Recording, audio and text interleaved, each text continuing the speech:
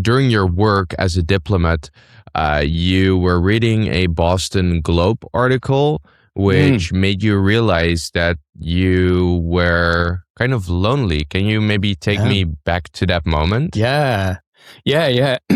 I wasn't kind of lonely. I was I was lonely. And yeah, it was. I distinctly remember the moment where I did realize that what I was reading from, a middle-aged journalist, male journalist in the Boston Globe, what he was describing was, save for some context and some nouns, very similar to what I was thinking.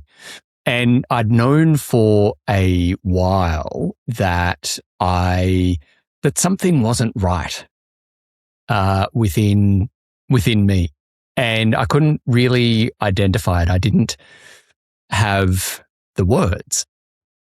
And one thing that frustrates me is not having the words to describe something. So I have learned and speak languages, some more proficiently than others, and learned languages, which is different to speaking them. But it is I like to think that I have a very good command of English. Mm-hmm. And so it is very frustrating for me to not feel that I could use words adequately to describe what I was thinking and feeling. And the closest that I could come up with, Julius, was like anxious or depressed. And I mean, I don't have any diagnostic powers, but I didn't feel anxious. I didn't feel depressed. I just felt nothing. And just this void. And how do you describe a void to yourself, let alone asking for help? And so the closest that I could kind of get to in asking for help was kind of like a guttural roar, where nonsensical, just kind of a groan kind of thing that would speak to the existential sort of nothingness within me. Yeah. And so that's actually been very profound, that realization for me now in what we do, because there are so many people who cannot ask for the help and support that they need to move through loneliness if they don't have the words to ask for it. And it's one thing to have the words to ask for it. It's another thing to have the courage to use those words to ask for help. Because the issue is not only what words do we say, but also how do we respond when someone shares their story of loneliness with us. So communication requires, as a journalist, you can write all you want, but if no one's reading it, then, they're just words on a page. It requires someone to receive those. And we don't receive words of loneliness at all well. So that's the dilemma. And those words that I read in the Boston Globe were the first time that I had seen an articulation of what was within. And I remember it was a lunchtime on a weekend in Seoul. And, I remember, sort of pushing the iPad back and maybe closing it very gently and just like going, oh, well, I don't want that. That's like, no, thank you. Not for me, because loneliness seems so sad and just sad and people just seem so sad and needy. And I'm like, no, thank you. Like, I think I would much rather depression or anxiety, because there's treatment for that. What's the treatment for loneliness? So yeah, which, was the starting point for me. And I know now a whole lot more about, loneliness as an important part of the human condition. But it is so important that there are stories shared that actually speak to a truth within us all, because we're all meant to experience loneliness. We all do experience loneliness, and we're all meant to.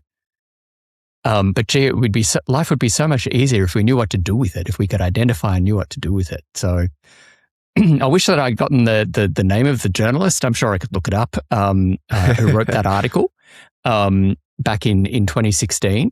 But yeah, he really changed my life.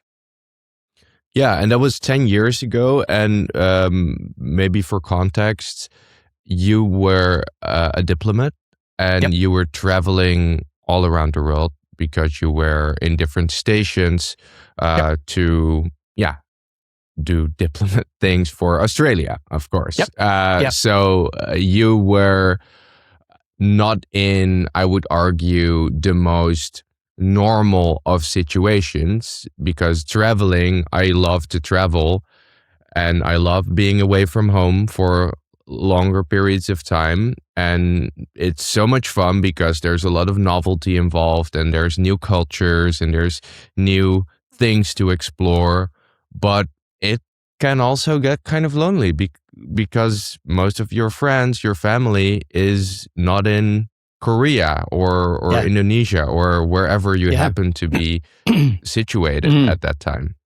Yeah, which is at once amazing. Being a diplomat, working in diplomacy, gives you such an insight that you cannot get anywhere else in any other occupation. And I had responsibility while I was based in Seoul.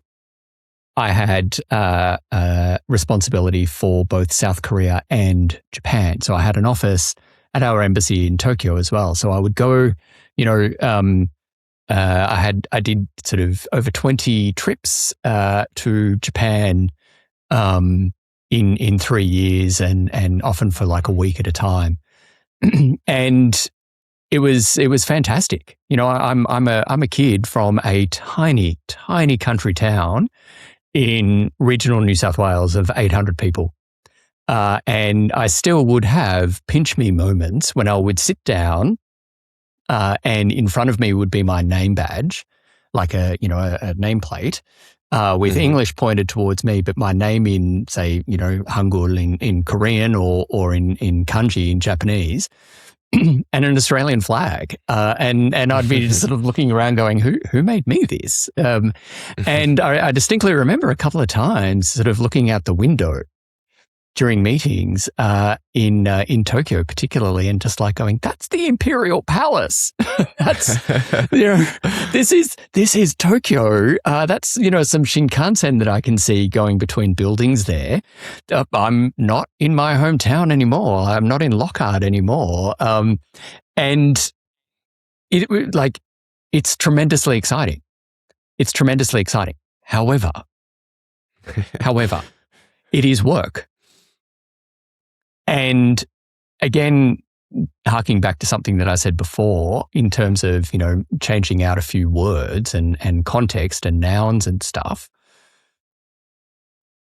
what I know now is that what I was experiencing is so common in high pressure, high stress, high stakes, high reliability workplaces. That is not just diplomacy, but that's the financial services sector, that's in the health services sector, that's in the legal sector, so the professional services, it's in aviation, that's in so many things, where if you stuff up, when you stuff up, because we're human and we make mistakes, sometimes when you work in the public sector, whether you're on a diplomatic posting or not, your mistake means that the minister has a tough time in Parliament, and gets all sorts of uncomfortable questions from the media because I made a mistake or something like that. And in that kind of hyper competitive environment, it's extremely competitive to get into those organizations. It's extremely competitive to get promoted in those organizations. It's yet more competitive to get a posting, and then more competitive to get more than one posting. And at any time in that, there are hundreds of people who want your job. Within your own organization, there are thousands of people who want your job in the organization. We can be our own worst enemies because we are highly skilled. We are, we don't get that job because we're unintelligent. However, we're putting people into situations that, particularly in the public sector, where the expectations are extremely high, but it is at extremely sort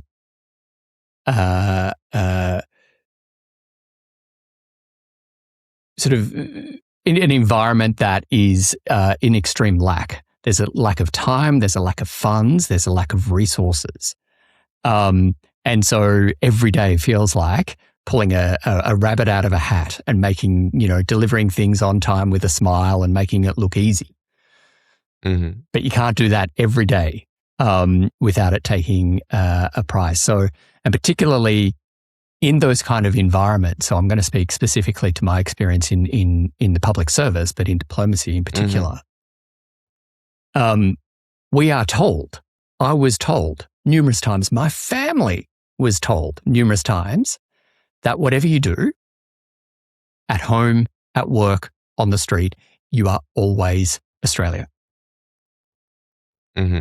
It always reflects back on your country. So, your browsing history, for instance, reflects on Australia. Our children at the time were 8 when we moved to Korea. It's a lot of pressure for an 8-year-old. Yeah, I can imagine. Right?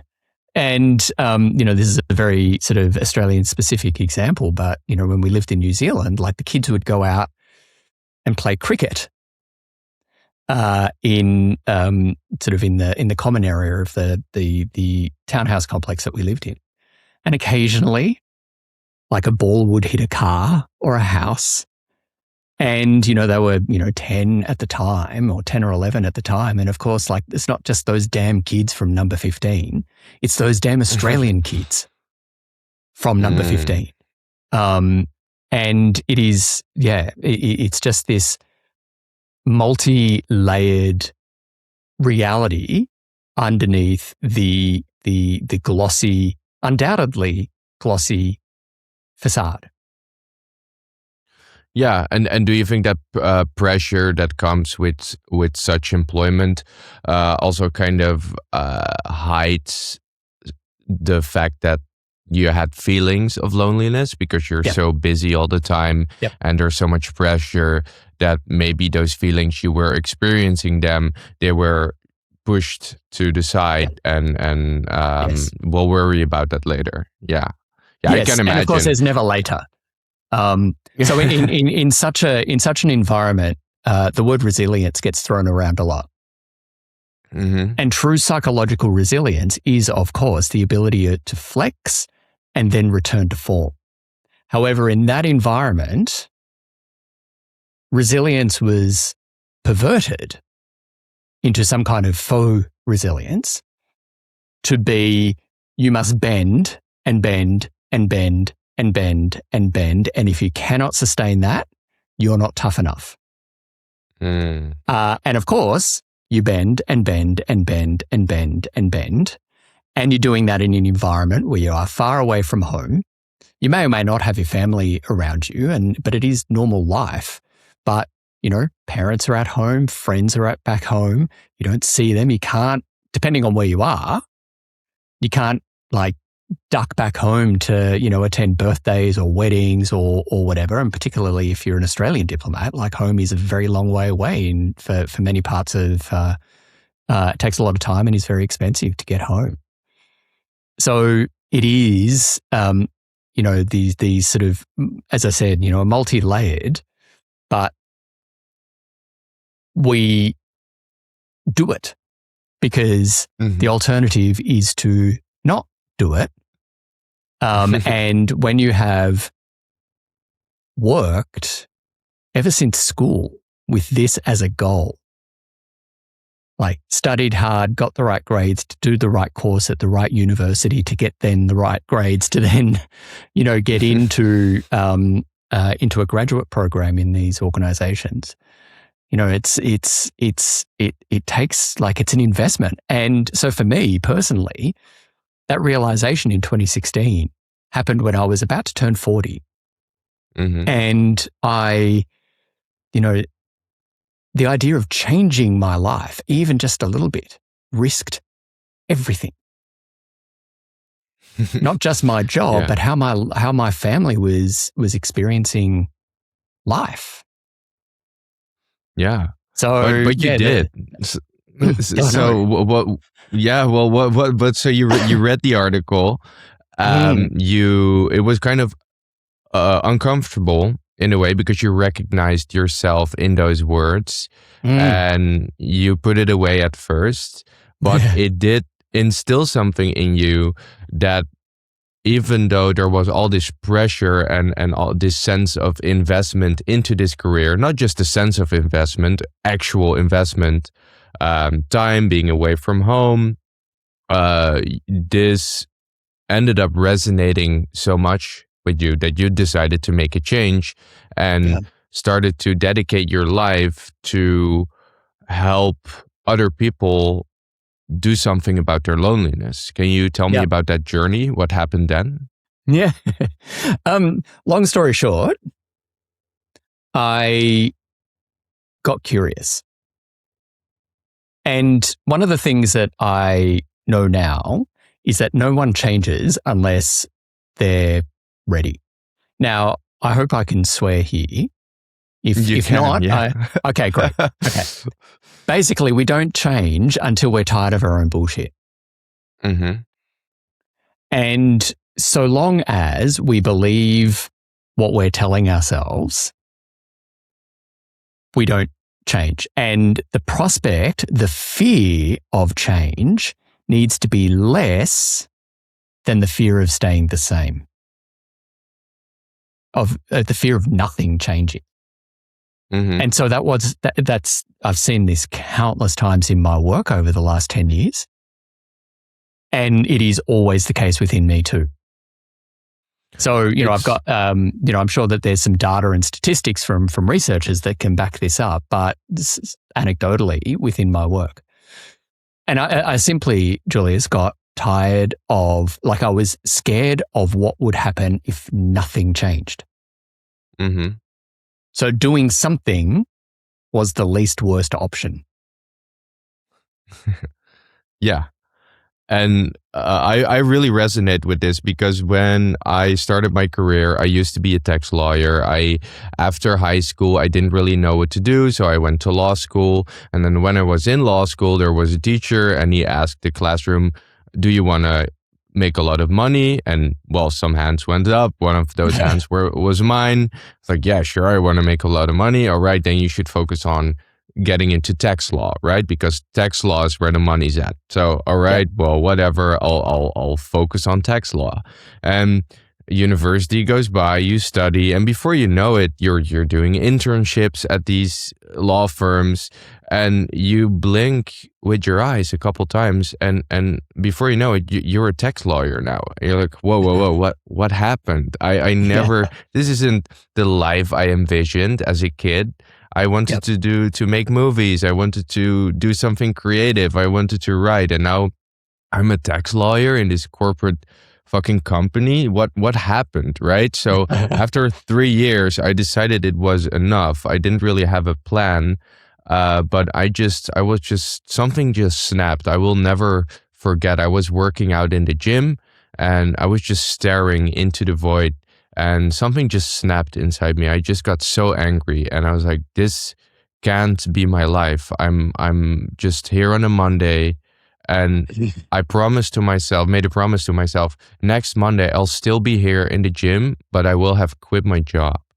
Um, and that's exactly what I did. It was very, very scary, but I was just so fed up with my life, and I really I needed that change. And the funny thing is, after I quit my job, I was still invited to the Christmas party of the company I worked at, which was Deloitte at the time. And I had a very good time with the people that worked there. The people that worked there were amazing.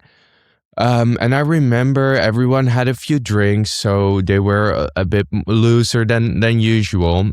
And everyone came up to me, oh, dude, I'm so proud of you for doing this, and you've really inspired me. I'm going to make a change as well, and yeah, it's so brave that you decided to quit your job. And sometimes I see on LinkedIn they're still working. They're still working for that company, even though Yeah.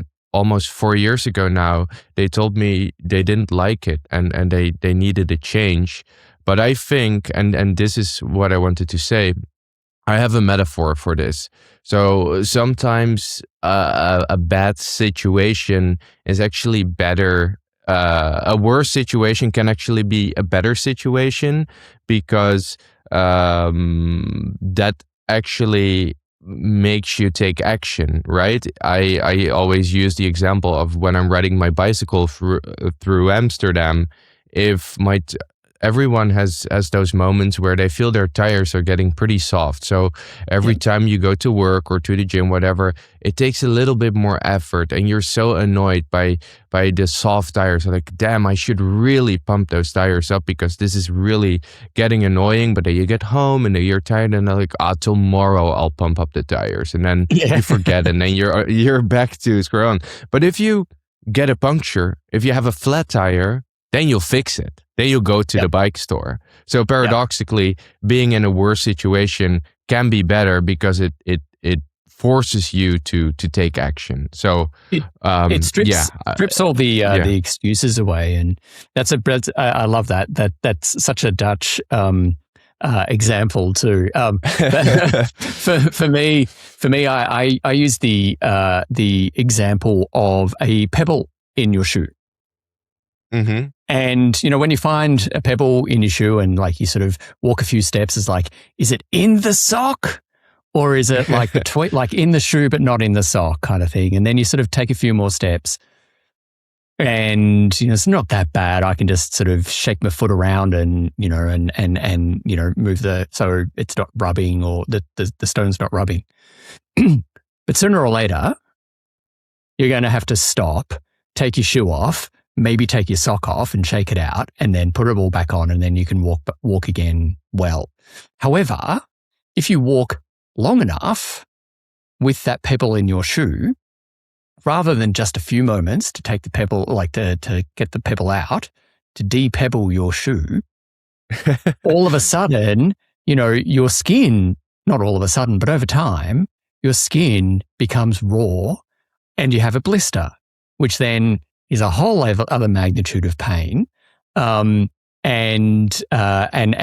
comes with its own complications and things as well, which makes it sometimes difficult to walk. So for all of a few minutes of stopping, shaking your shoe out, you can go on your way. And for me, that's what loneliness is. Loneliness is an invitation to stop and check in, because loneliness's only job, I want to say this really clearly, loneliness's only job is to tell us that we are missing the connection that is meaningful to us. Its only job is that. Loneliness doesn't care whether you like it or not, whether you welcome it or run away from it. It does not care. It is simply waiting for you to stop, shake it out, find out what's going on. And however, rather than getting a blister, what happens is that when we ignore it, much like when we ignore hunger, much like we ignore thirst, which loneliness is as elemental as hunger and thirst for our survival, they are merely signals. If we ignore it, it does affect our mental health. Loneliness in itself is not a mental health problem. Loneliness is an indicator of a social health issue. Left untended, left unacknowledged, loneliness becomes a mental health issue. Loneliness is an antecedent condition to anxiety. It is an antecedent condition to depression, both of which are mental health issues. Loneliness is an antecedent condition to suicidal ideation, all of which need help. Loneliness, however, simply needs connection. We don't need to go to a doctor. We don't need to go to a mental health professional. We simply need to make sure that we know our connection needs and get our connection needs, and critically create environments where others can know their connection needs and get their connection needs met too. That's all loneliness is. Yeah, I mean, that's a very interesting way of framing it, and the mental health side of it. I think people probably often assume that loneliness is a mental health condition, but I've seen some of in preparation of this conversation, I also saw some studies where if that loneliness can also cause a lot of physical harm. So Yes. not just on the mental side, but Absolutely. I saw some crazy studies that it's about as unhealthy. I mean, I'm probably butchering this, but loneliness is as deadly as smoking 15 cigarettes a day. And there was this Harvard study. I think it's one of the longest ongoing studies on human loneliness. That loneliness was one of the prime predictors of physical health, better than, for example, cholesterol. If they did some study, they saw how social people were at their 50s, and then that was a better predictor of their health when they are 80. So it's not just mental health, but it's also very physical. Yeah. So I'm so glad that you brought this up. We have a collaborative agreement with a behavioral science company based in France that is actually co-founded by a renowned Dutch behavioral scientist. Dr. Hans Rocha-Asserman. And Hans, if you're listening, hello. And I simply want to say that, when Hans is yelling at the speaker, because I'm going to mangle this up, we can't hear you. But simply, loneliness does a very good job of killing us. And there's a couple of things here. That 15 cigarettes a day, the science has moved on from that, but that headline has really stuck. It can serve, but I think what is critically important, and I do this in my work because it lands with humans, perhaps more than statistics do, because we can somehow, when statistics are quoted and cited, we can think that we're in the other part that this doesn't apply to. But I mentioned before, Julius, about how loneliness is akin elementally to hunger and thirst. What happens how long can you survive when you don't have anything to drink? Around, I think it's 2 days, maybe 3 if you're pushing it. Yeah, it is 2 or 3 days. And if you don't eat, depends on your fat percentage at the time of starting your fast, but I think it's weeks if you're just normal body weight, and can be a very, very long time if you're obese. Yeah, right. But we do need to eat, and we need to drink. So If we don't drink, our demise is fast. If we don't eat, our demise is slower, but it ends the same way. Inevitable. Yeah. Connection, rather than days and weeks or months, connection takes years. Feeling disconnected takes years. So what we need, just like we need clean water, just like we need food, hopefully nutritious food, but we need meaningful connection. And we're designed to get it. And so what we have made loneliness mean is that we're broken. What we've made loneliness mean is that I need fixing, and I need to be fixed. I need to go to a mental health professional. Now, sometimes, yes, we do, particularly if there is, another kind of, mental health issue, or we need to go to the doctor if we've got, other issues, of course. But underlying that is a lack of meaningful connection. And I keep on stressing meaningful connection because that's really important, because meaningful connection is the kind of connection that is meaningful to each of us, and that is different. So that's Julius, different from superficial connection? It differs for all of us. So Julius, what you might do for completely get lost in time and it really sort of fills your social battery might be so boring to me, right? And vice versa. And that's okay because, however many billions of people there are in the world, like meaningful connection is the way through a loneliness experience. But because coming back to my point, because we've essentially pathologized loneliness and we've associated with I'm broken, therefore I need fixing. No, you're not broken. You're a human who is socially hungry. To quote Michelle Lim from Ending Loneliness Together here in Australia, you're socially hungry. And you simply need meaningful connection. However, there is such a stigma around loneliness that we don't talk about it. And because nobody talks about it, when we do, inevitably, as we are designed to, just like with hunger and thirst, we're designed to feel it when we're, missing something. We don't know how to get what we need because asking for what we need risks coming out as lonely, risks televising to everybody that we're broken, that we're unworthy of love and belonging and all that kind of stuff, when simply that's all judgment. That's not helpful. Whereas simply it is our bodies craving social nutrition.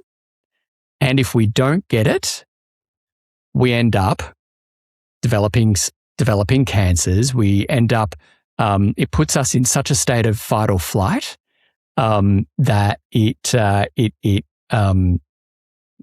amps up our cardiovascular system. So the leading cause of death, here in Australia, it's suicide for men up to 45, but after that, it's cardiovascular disease. As a result from loneliness. Or, poor diet or smoking or whatever, but loneliness is certainly a contributing factor, particularly if it's unaddressed and if it's untended. It doesn't take days, it doesn't take weeks, it takes years for these diseases to show. So it can put us at higher risk of dementia, higher risk of developing certain types of cancers. It is, and all the treatment, we know the treatment is so simple. It is meaningful connection. So our work is all about empowering people to recognize the thoughts and feelings of loneliness and empower them to go, to take the shoe off. Yeah. Take the pebble out. Take the pebble out of the shoe. Yeah, and before we start looking, because I really want to discuss your framework, and I want to also discuss some of practical solutions rather than just calling it seek connection. But I haven't understand. It is my understanding that loneliness isn't getting better. If anything, it's getting worse. We are lonelier than we were 20 years ago. Is that true? And if so, why? What's happening to us? Loneliness has been part of being human ever since we started being humans. Mm-hmm. What we're getting better at is understanding it. And we are asking smarter questions. We are doing smarter research and uncovering more and more. 100% of the population experiences loneliness.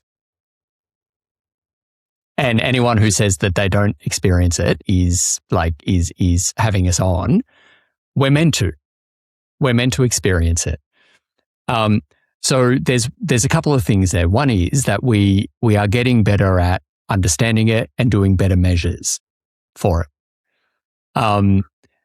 It is a contentious part of, or a contended part of research discussions, or like in the field, about the is it getting worse? Because there are indications that it is actually improving, that people are feeling less lonely and more connected. But more and more people, taking a step back, more and more people are becoming aware of loneliness. More and more people are having that Boston Globe article moment of going, oh, maybe that's what it is. Ooh, I don't like that. But, I figure that that's a part of me. And, whether or not I do something about it, I don't know, but, I certainly can recognize it. So whether it's getting worse, I think what we're seeing is the result of both better studies, better ways of capturing and analyzing the data, and also the product of increasing awareness. Yes. So we can, sorry, just to finish my point, we can look at that data and go, oh my God, this is terrible. It's getting worse. Or actually, this is good. This is good. More and more people are knowing about this. So we can actually do, and again, I don't want to jump ahead. I'm in your hands, but, we know the cure. Like we know, or the antidote, not the cure, but, we know for all of that loneliness is part of the human condition. It's simply as we may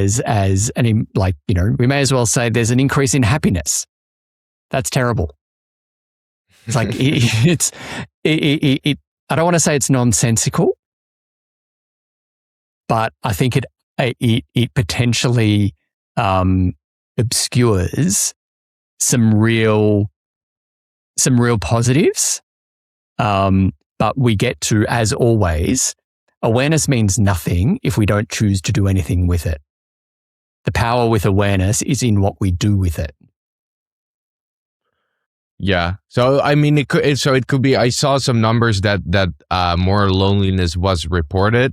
So it could be something as simple as we want to combat crime in the neighborhood, so we deploy more police officers. And now all of a sudden, because we have deployed more police officers, there is more crime that we discovered. So if you look at it from a pure numbers perspective, the crime rate has increased, but obviously, not much more crime is taking place. The neighborhood has actually become safer, but we are merely aware of more crime happening. Could be a similar effect there.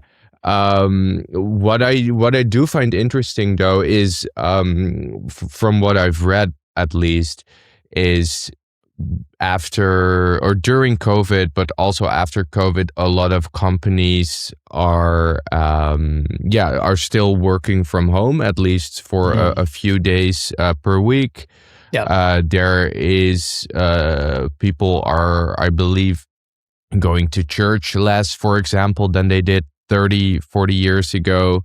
There was some data that, people are just, I don't know if it's very correlated, but this is more applicable to the younger generation, that they don't go out as much. They live in their parents' house for a longer time. They drink less alcohol, which should be a good thing, but they also meet less people. So I think that was part of the reason why it was my understanding that we were getting more lonely in that sense. But you have a more optimistic view, I believe. I think there's I'm so glad that you raised this.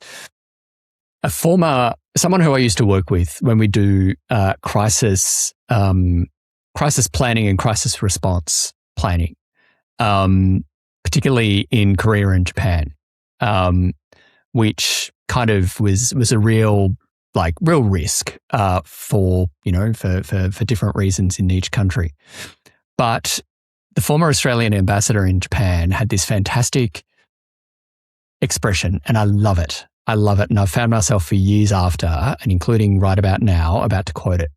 Crises catch us where we are.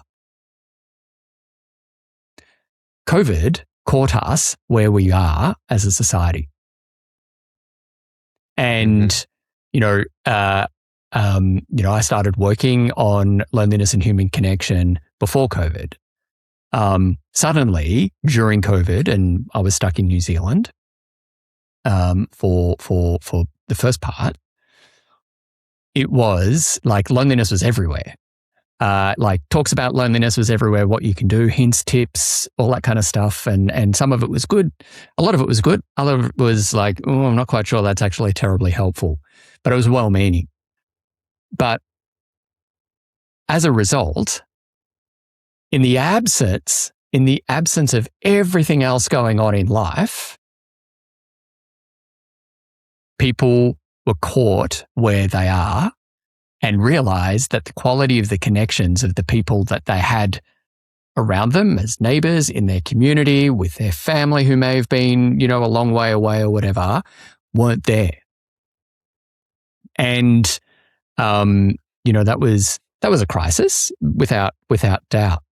What we're now seeing, and this is where our work is beginning to really move into. So I have a public policy background as well.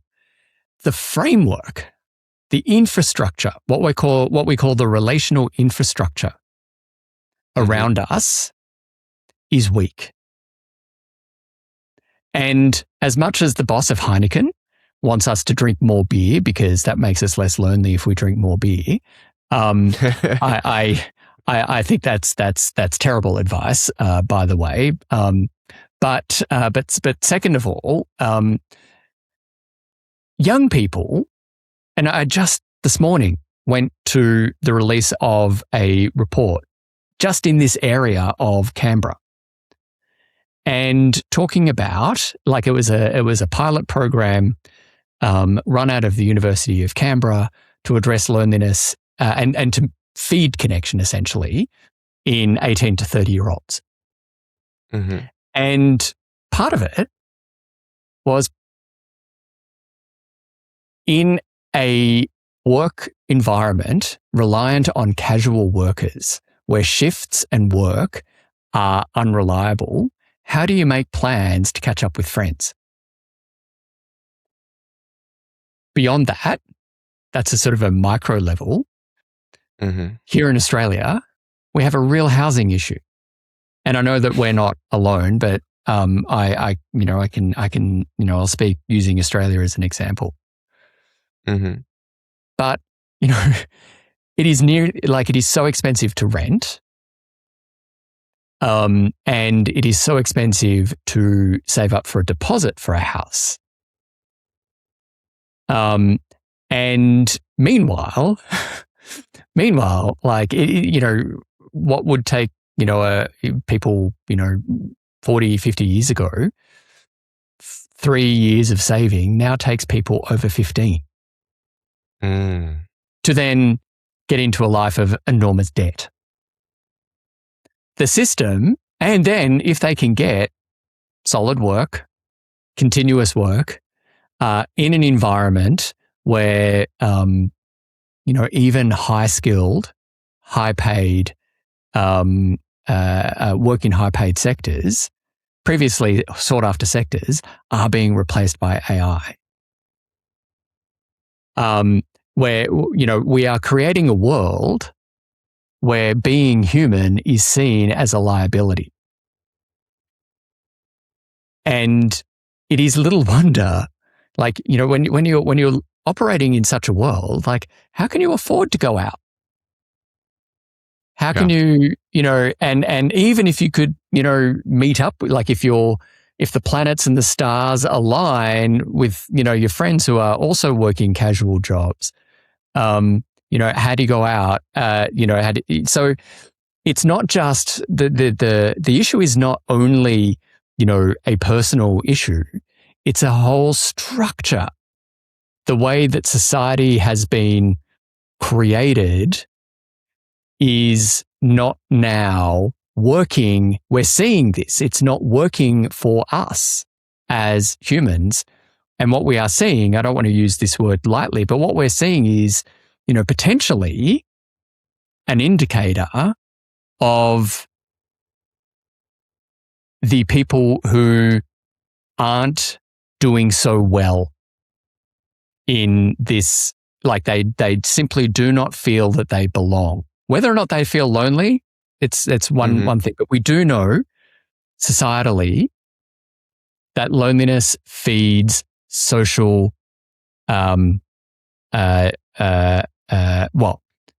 connected people create social cohesion. It's hard to feel that you belong in a community if you don't feel seen and you don't feel heard. So people will do crazy things to feel seen and heard. And is this also because you and your organization, when you're working with people, have created a framework that consists of 3 pillars, I believe? How does that fit into the whole picture? And maybe it would be interesting to discuss each of those pillars to discuss some practical takeaways for people that do experience loneliness. Yeah.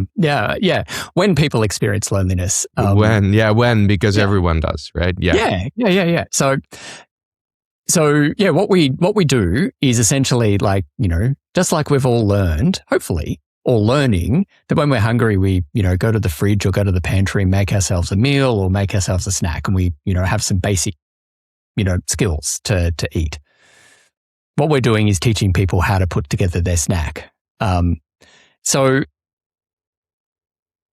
it's not helpful to leave the conversation at connection is the antidote to loneliness. It's great. Pardon me, but no shit. What do I do with that? All right. And so what is connection? And so here at Humans Connecting, we go by the 3 pillars of connection. We break it down to the 3 pillars of connection. And each one of these 3 pillars needs to be as strong and as sound as the other 2.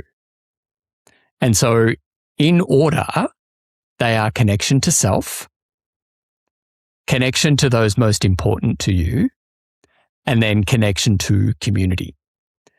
And when the internet provides advice of, you've just got to go and connect, or the advice that I received, which was spectacularly unhelpful, of you've just got to put yourself out there.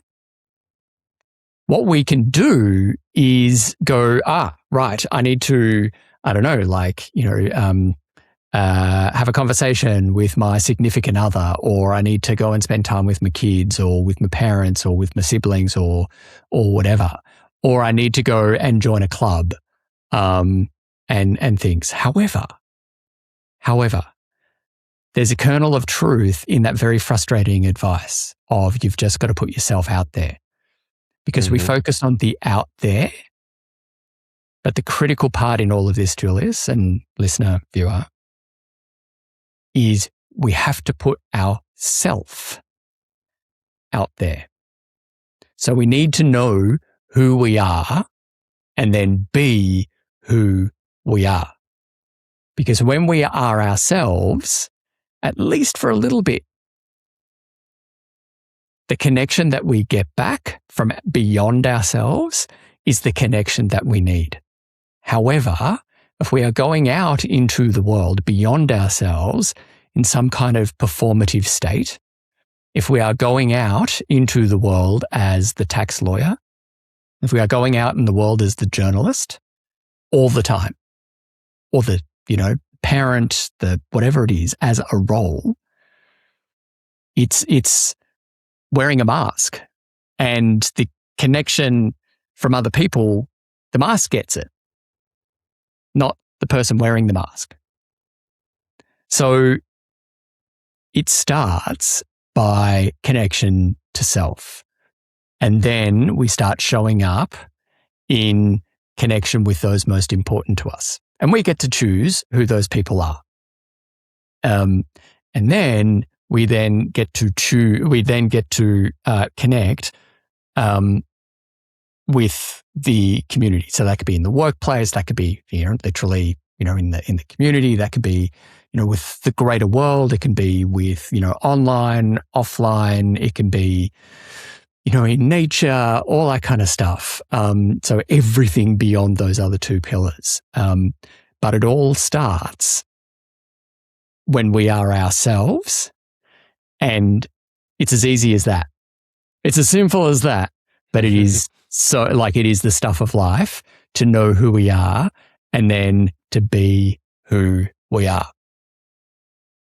Yes. So if, for example, I feel lonely, but I see there's an opportunity for me to connect. So maybe I'll pretend to be a fan of a certain sports club or whatever that I'm not really a fan of. I don't care for the sport at all, but I just pretend to be a big fan, and I join this new group to the stadium, and I'm celebrating, and I'm having all these connections. Maybe it's fun for being around these people, but deep down, I don't really care for this sport.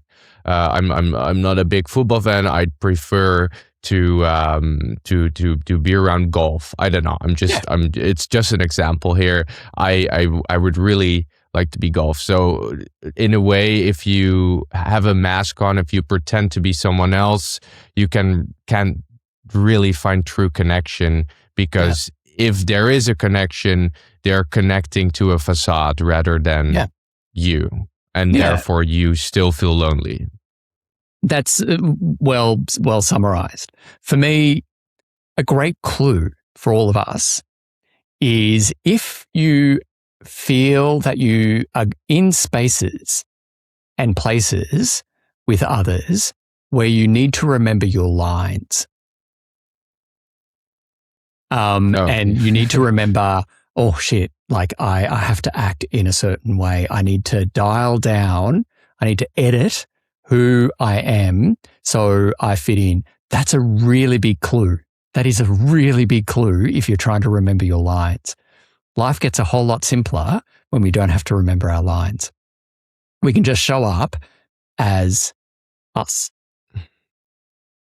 Yeah. And I think it's, even though it's uncomfortable, but I will say everything desirable takes work, right? So even if you, let's say you completely embrace yourself, you find yourself, okay, this is who I am, but then you still have to get out of the house. If you know, like, okay, I want to be around golf people. I like golf. I'm not a football fan. I'm not a football hooligan. I'm into golf.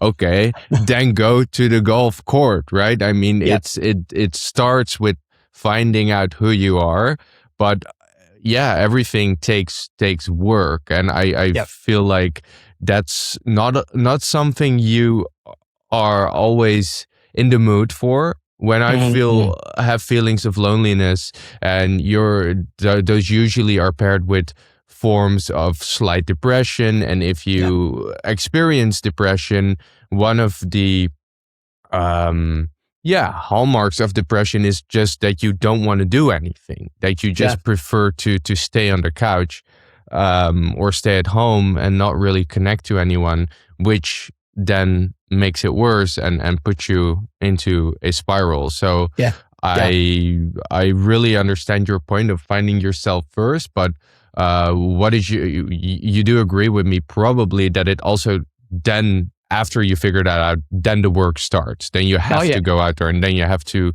put in some effort. It's not going to be given to you. No.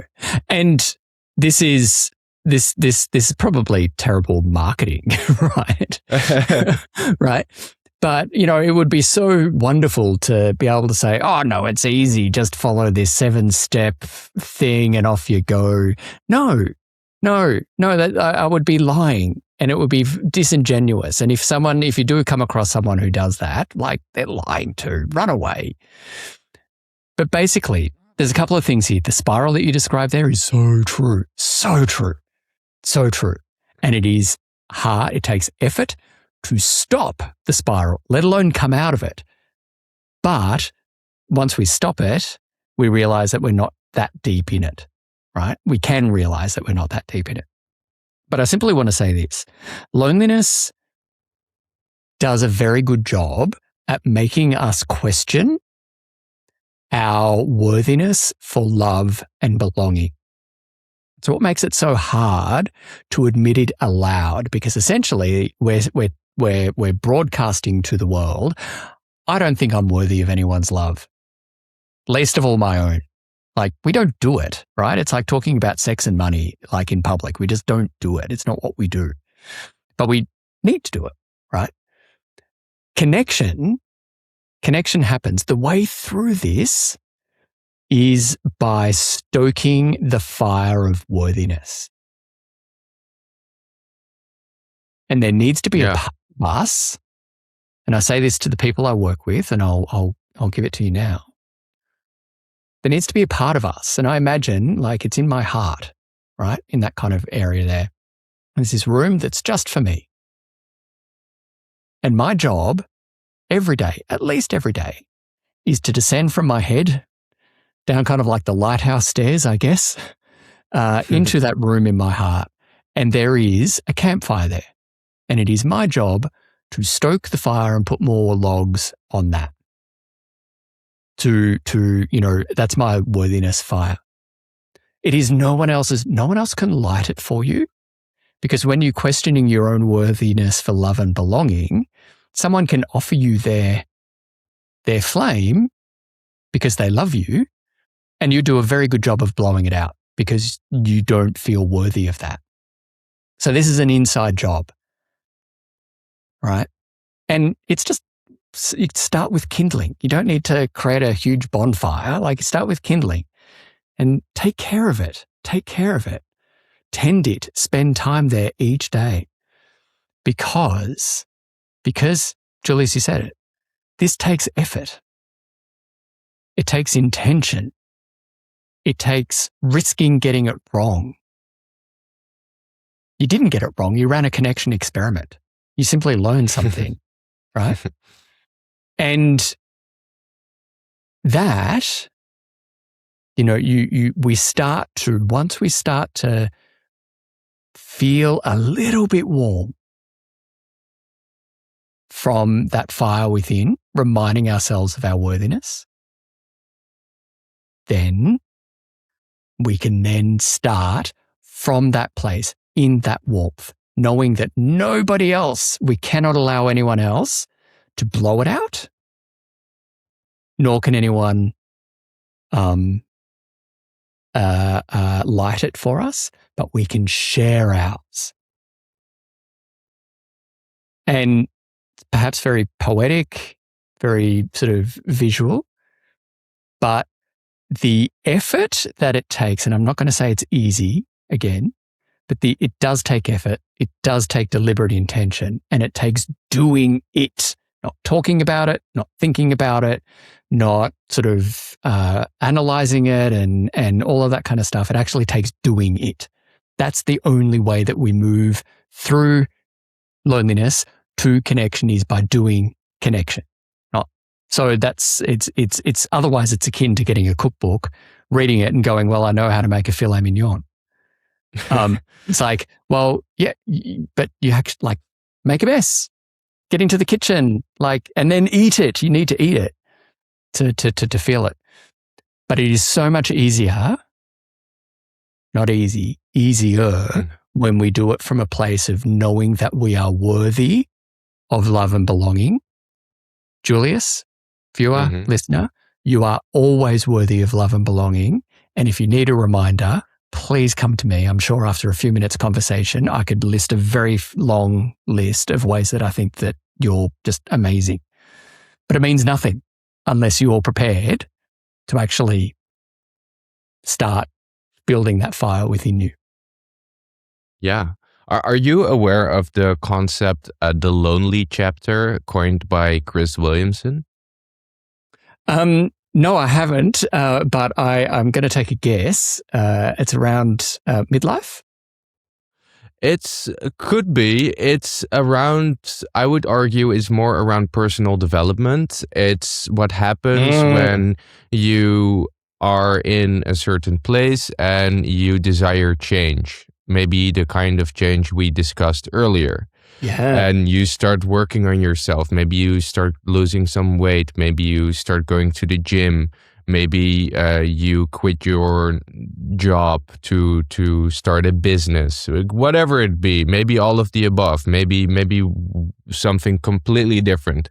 But the thing is, you have a certain goal and you begin starting to work towards that goal. So as you're doing it, you become a new person. And during this journey, all of a sudden, you don't really match with your old friends, maybe even family anymore, because your values start to change and you start to value different things. Maybe you don't go to the club anymore. Maybe you don't drink as much as you used to because you have to work through the weekends now because you're working on your business, whatever.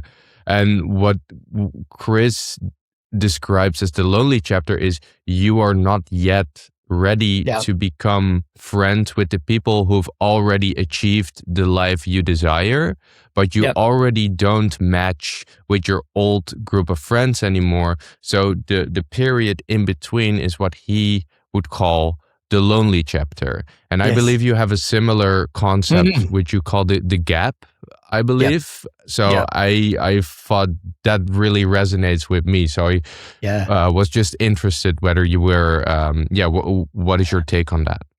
I do like that, that description of the lonely chapter.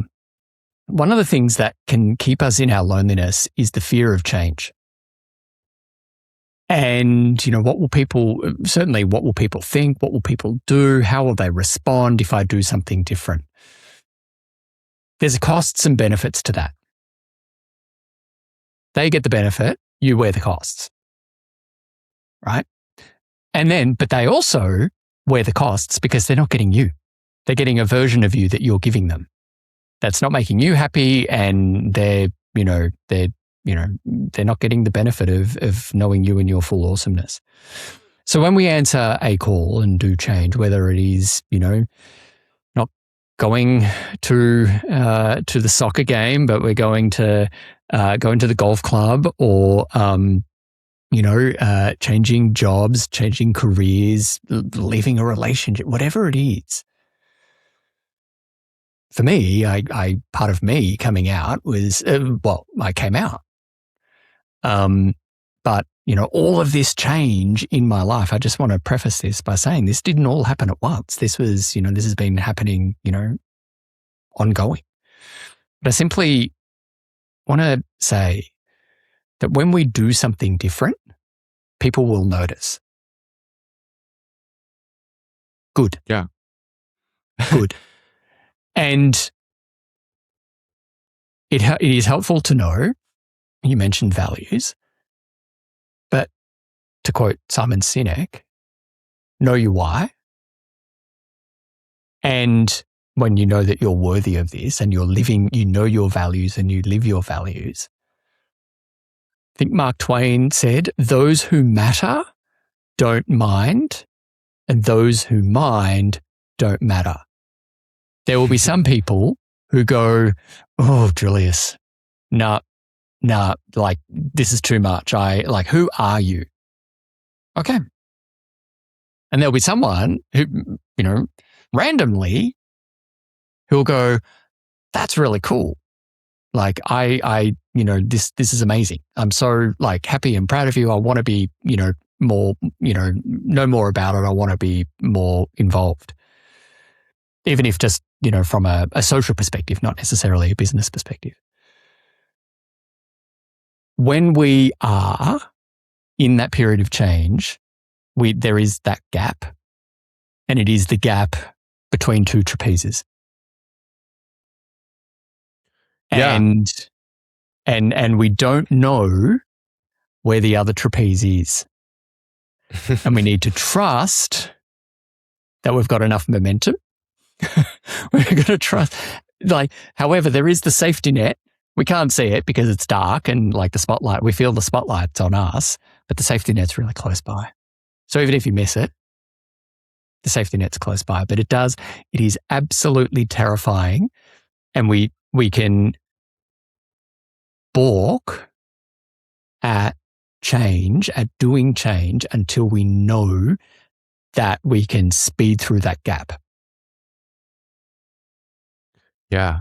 Yeah, I agree, and it's what was difficult for me is I still I love my friends that I have from back in the day that were my friends, that have been my friends for 15 years, over 10 years, but a lot of them are still just doing the job they studied for. They're very happy. They just work their corporate jobs, and I still like spending time with them. But a couple years ago, I really pivoted from just going out every weekend and just trying to live a healthier life and trying to build something in a more creative field of work, starting to enjoy making videos, starting to enjoy writing.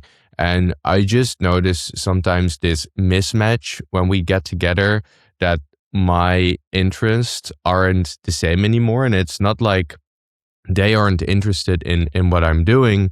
It's more that I feel like I can't really resonate with all my friends like I used to, because I have changed as a person, but I do not yet know enough people that do similar things. And I went to Bali a few times now, and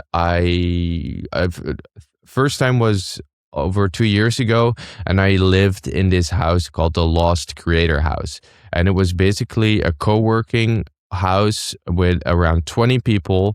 And everyone that lives inside that house was either into filmmaking, photography, writing, or making music. So it was a great bunch of people, and some people were already at a stage where they were actually making a living from the own content they produced, and some people were just starting out and they still had to work a job on the side. But everyone was living together and working towards a similar goal, and exchanging knowledge. And I remember coming into that house, and it was for the first time in such a long time that I felt like, okay, this is a right place for me. And I think in a way that's it's really awesome that I got to experience that. But in a way it was also kind of depressing because the house is gone now, first of all. And you experience something like, oh, this is how it can also be. It does exist. This connection that I was looking for, it is out there. But then you go home and then, your life returns back to normal, I guess. And you're not in Bali that's kind anymore. of difficult. Yeah, that doesn't help either. No, yeah. So, thank you for sharing that, Julius. I think there's a couple of things here, and one of the things that I do is listen, and you might already have picked this up as in your journalist work, but when oftentimes, and it's really common when we're talking about something that is uncomfortable for us, we go into the second or the third person. And, we say things like, you feel when you go home that your, things aren't the same, and you kind of, miss what you had there and you don't have it here, to paraphrase. Mm-hmm. One of the things that I say to the people I work with is this: substitute all of those yous for I. And bring them in, because what we're essentially doing is like, this hurts. This hurts, and for a very good reason it hurts, right? But what we end up doing linguistically is putting it out of ourselves. And I don't have any formal qualifications, but we disassociate, in the sense of and sometimes it makes it easier to analyze the situation when it's linguistically out there. But my challenge constantly in spaces where loneliness is being discussed, and I kind of like saying this to academics and researchers, it's great. You could talk about loneliness in the third person, but we come unstuck when we forget that it's only ever experienced in the first person. So my suggestion to you, apropos of nothing, is to actually, in telling that story, maybe not to your audience, but within yourself, is start saying I. And it is okay. It is so okay that is uncomfortable to the point of painful, perhaps. Certainly uncomfortable, but the discomfort won't kill you. No, it wasn't. I wasn't even aware of the fact that I was speaking in second or third person. So that's interesting that you picked that up. It wasn't a conscious decision on my end, but all the more reason to look into it. Yeah. So I simply, there's a few things. Thank you for taking that in the spirit that it was intended. That was not meant to sort of derail things, but I find this all the time, and I think that that's for you, Julius, and also your audience here. That it's pay attention when someone's telling you a story that's quite personal and they're uncomfortable, because the discomfort sometimes is reflected in putting it into the second or third person, and you can respond as if it's in the first person, because that's really what's happening there. What you experienced there in Bali was the kind of environment where the connection that you need was. And it would be great to be able to go to Bali all the time, and go to the next iteration of that house or some other sort of similar villa. It'd be great to do that. But what you've shared there is a reflection that you can explore creating that in a different way. Because if you need it, other people will need it.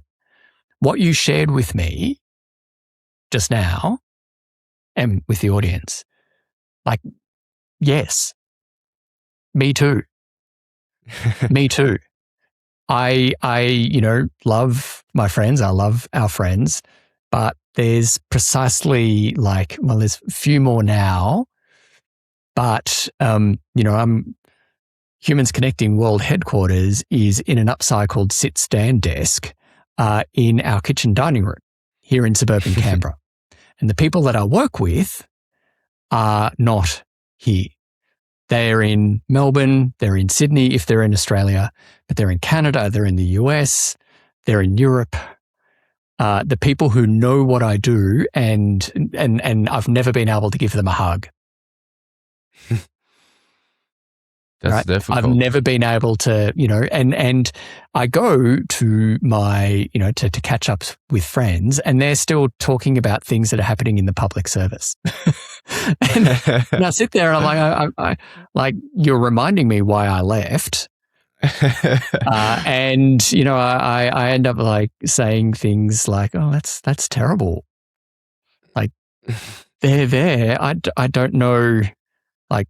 But then when, they ask me, I end up saying things like, well, and I could see as well-intentioned as they might be, like I could see the kind of veneer of incomprehension. I may as well have slipped into speaking Greek, for what it is. But where I am now, and perhaps, is where you are, and speaking very personally here, I'm in the midst of creating what I need. And I've been looking for it, but it's not there. So I'm in the midst of creating what I need. And one of the things that ends up happening when we do change, when we resolve to do connection, we might not have the sensation of physically landing on the other side of the gap, but we create the landing as we fly. And we create the environment that we need. And it happens to be that, particularly around connection, where connection is at the heart of it, it happens to be what everyone else needs too. Yeah. And I think so too. And I there's so much more I would like to discuss, but maybe we should just run it back another time, because there's some more topics that I would love to go into. But I think for now, is there anything you would still like to emphasize or drive a point home before we wrap the conversation up? Firstly, thank you for the opportunity. It is always such a privilege and an honor to be on other people's podcasts and talking about something that I'm just so deeply passionate about. One thing that I will say, I really want to underscore the point. This is hard. The advice is simple, and the putting the advice into action can be hard. There are going to be some days where it's easy. There's going to be some days where you're just like, oh, that didn't go well. And you kind of get bruised and battered and maybe a bit embarrassed. Two things. It is always worth it because you're worth it. Secondly, choose connection. When we're in that spiral, it can be, listening or watching content or reading content as however well researched or well intentioned, well written it is. We can be, look up and see nothing but mountain. And not gentle mountain, but like rock face, and just go, oh my God, like this is too hard. This is too hard. I simply say, choose connection. At any and every opportunity that you remember, choose connection. The easiest way of doing this, everyone says, talk to your barista. I just want to give the baristas a break, because they probably just want to make you your coffee and get you on your way. For me, it's at the supermarket. Stop going through the self-checkout. Choose the line staffed by a human. That's choosing connection. You don't have to talk to them. You don't have to do anything else with them. But then the next time you choose connection and you say hi. You don't have to swap phone numbers. You don't have to be besties forever, right? But you are practicing that, because when you practice connection, the person receiving your connection bid, they get a little flicker, like a warm fuzzy. You get the warm fuzzy, and the people who witness it, they get a warm fuzzy too. And that warm fuzzy, which we call the spark of connection, that's the thing. That's the thing. Cultivate that. So in you simply choosing connection, that's what it is. It's little. Start small, but start.